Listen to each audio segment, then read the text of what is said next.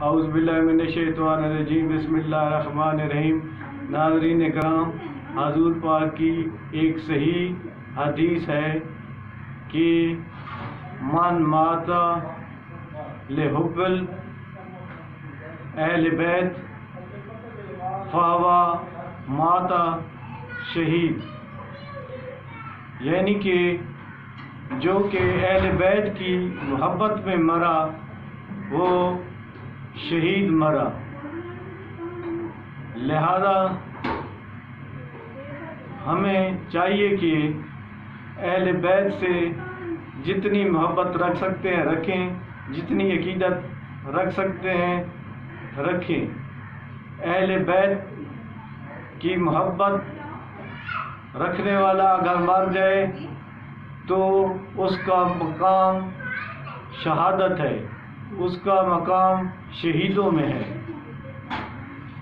لہذا تمام مسلمانوں کو چاہیے کہ اہل بیت سے مودت رکھیں، عشق رکھیں اور محبت رکھیں، کیونکہ اسی طرح جب تک آپ نماز میں درود پاک نہیں پڑھتے تو آپ کی نماز نہیں ہوتی۔ لہذا اور اس کے علاوہ یہ بھی ہے کہ اللہ تعالیٰ بھی آل رسول پر درود بھیجتا ہے اور تمام فرشتے بھی حضور پاک صلی اللہ علیہ وآلہ وسلم پر اور آپ کی آل پر درود بھیجتے ہیں۔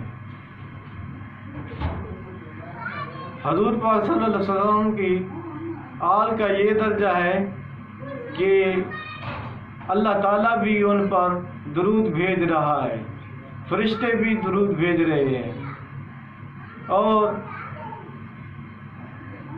جو بھی عبادات ہیں اگر ان میں آپ درود شامل نہیں کرتے، نماز میں نہیں کرتے یا دعا میں اس کو شامل نہیں کرتے، دعا سے پہلے اور دعا کے بعد درود نہیں بھیجتے، تو نہ وہ نماز قبول ہوتی ہے اور نہ ہی وہ آپ کی دعا قبول ہوتی ہے۔ تو